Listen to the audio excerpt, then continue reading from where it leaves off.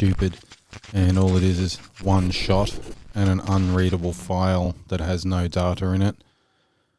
So I actually made a series of about 6 videos because it was going to be easier for me to just join 6 videos together rather than and ah and stammer and stagger through what I'm trying to get across. But, yeah.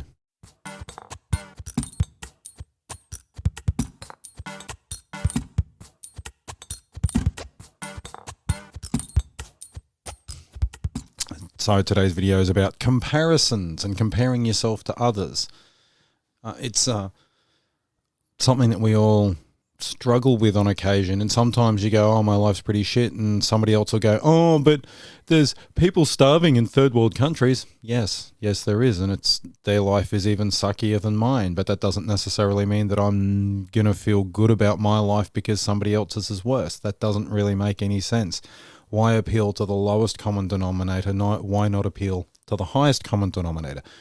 But in saying that, if you need to compare yourself to someone, compare yourself to yourself yesterday or last week or last year. So, I mean, if you weighed 50 kilos 2 years ago and now you weigh 100 kilos, I guess you could just say you're twice the man you used to be.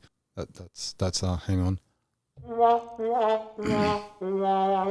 That's probably the appropriate response to that. So if you have to compare yourself to someone to feel worth, to feel valued, look to yourself yesterday. I mean, you were there. You know who you are. You know who you were. You know what you did. And it's somewhere to start. It's a definitive place. You can go, hey, this is where I was. This is what I was doing. It's a beginning. It's a beginning. It's a place that you can start and go, hey, this is where I was when I first decided I wanted to do this. What steps have I taken to get to where I want to be, wherever that is, whatever that is? I mean, it's true, might be true, might not be, that Joe Schmuckatelli down the road has a bigger house and a faster car and he wears shiny suits and has a lovely briefcase and his phone's more whiz-bang than yours because you're still banging around in your 3-year-old iPhone and want to upgrade but can't justify the $2,000. But for all you know, he lies awake all night stressing about where the next dollar is going to come from, whether he's going to be found out for being a fraud. He might be popping hypertension medication like Tic Tacs just to keep the stress at bay. And every time the phone rings, he might have a little mini panic attack again that he just hides really, really well because that's the way he's been living his life. I mean, shit, he might have a bunch of bodies buried in barrels in his basement. There's literally no way that you can know. Don't compare yourself to him. Externally, the things that you can see might be accurate. They might be an accurate representation, but then again, they might not be. He might not be, or they might not be, or she might not be a actual physical manifestation of what you believe them to be.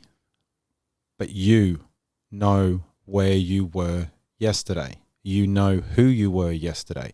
You know where all your bodies are buried. He may have a bunch buried in his basement. You know which closets the skeletons are in. You know where the bodies are buried. Your own bodies. I mean, there could be other people's bodies. You might be just as big a mass murderer as Joe Schmuckatelli down the road. I don't know you personally. I'm just speaking in general. Just relax. I'm not sending people to look for you. So all that you can know about that person is surface level observations. And as a consequence of looking in, no matter where you go, there you are. I mean, you could follow Joe on social media when he moves away, when he buys a Caribbean island and hangs out with all his strange rich friends. You could follow him on social media because we know that's going to give a completely accurate representation of a person because social media has never, ever filtered anything and nobody's ever taken photos of themselves places that they weren't really visiting or in front of cars they don't really own. Yeah, that's never, ever happened. It may take a while to figure yourself out, but knowing where you're starting from and who you are looking to be is a better place to begin. Try finding your way out of a forest with no cell phone or a map when you have no idea where the hell you are. Which forest? How big is it? Is there a stream? Does it slope up or downhill? Is it full of pines or what? But wake up in your bed screaming with night terrors, at least you know you're in your own bed. Comparing yourself to others is a bit like comparing apples and oranges. Other than them being fruit and growing on a tree, there's not really much to link them together. If you took an apple and an orange to a foreign country where they'd never seen an apple and an orange, they might only be able to guess that they're fruit because they're sweet. That might be it. Anyway, Miles Kington said, or wrote, or I'm misquoting somebody else. Anyway, Miles Kington said, knowledge is knowing that a tomato is a fruit.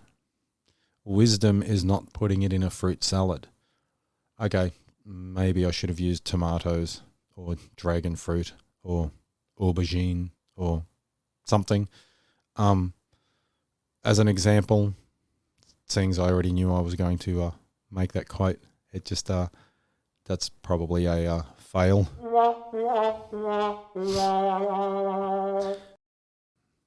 I'm not saying don't look towards others for inspiration or guidance. Just make sure you know where they are coming from, where they are going to, and the reason for providing you with any information. We can't all inherit money from an African prince. Due diligence is the key to making good decisions. But in saying that, sometimes we can think ourselves out of action rather than into action. I can be my own worst enemy. It doesn't really matter about Joe down the road, because I just get to the point that I overthink things so much, I nth degree them so much that I sort of think I won't be able to do it. So why bother anyway? So my father used to ask my grandfather, his father-in-law, financial questions, but he would always do the opposite that my grandfather suggested. Eventually, when Granddad worked this out, he got really annoyed about it. And he confronted my dad and he goes, why do you ask me advice if you're always going to do the opposite? And my dad replied, so that I can do the opposite. See, my grandfather was really bad at making financial decisions. So he moved to a new place. He had some money. He could have bought a house and a second-hand bulldozer, but instead he bought a brand new bulldozer and rented a house. So his brand new bulldozer devalued. I don't think it was a very good bulldozer, but basically it just devalued heaps the way the tax laws were and the job that he was doing and the fact that he never maintained it. It really wasn't beneficial. But if he had bought a house and an old bulldozer, the old bulldozer wouldn't have devalued, so it wouldn't really matter. But anyway, I digress. But he was really bad at making financial decisions. So when they retired, the only reason that they had a house at all is because his wife's mother, so my mother's mother's mother, left him a house. Because she ended up with two. I don't know whether it was because she married two men or maybe she had bodies in barrels in the basement as well. I'm not really sure. Her name was Gertie. Doesn't really sound like a murderous name.